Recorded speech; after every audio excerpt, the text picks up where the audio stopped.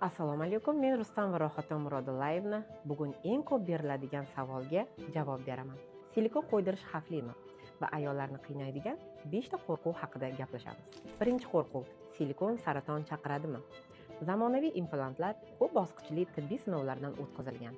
Oddiy ko'krak saratoni bilan to'g'ridan-to'g'ri bog'liqlik isbotlanmagan.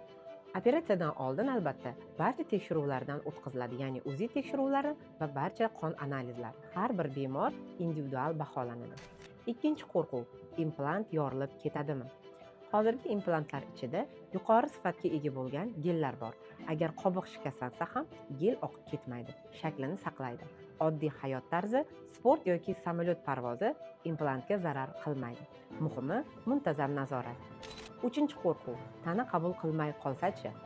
Organizm har qanday implant atrofida kapsula hosil qiladi. Bu normal jarayon.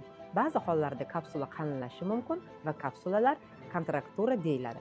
To'g'ri texnika va sifatli implant va tavsiyalarga rioya qilish bu xavfni sezilarli kamaytiradi. Lekin 100 tadan bitta ayollarimizda implantni tana qabul qilmasligi mumkin. Ya'ni implantni o'ziga yot narsa deb biladi va uni chiqarib tashlashga harakat qiladi.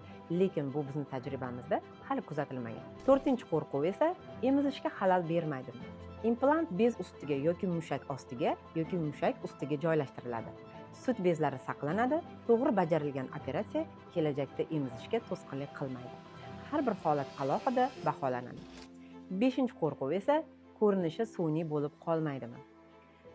Natija implant o'lchami, shakli va tana proporsiyasiga bog'liq. Eng muhimi, sizga mos o'lchamni tanlash. Maqsad kattalik emas, tabiiy va chiroyli ko'rinish.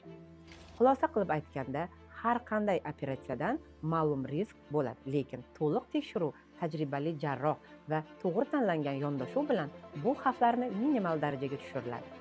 Agar sizda ham savollar bo'lsa yoki o'zingizga mos variantni bilmoqchi bo'lsangiz, albatta konsultatsiyamga keling. Avval to'liq tekshiruvlardan o'tkazamiz va keyin birgalikda eng xavfsiz va eng to'g'ri qarorni qabul qilamiz. Videoni ostida men bilan bog'lanish uchun ma'lumot qoldiraman.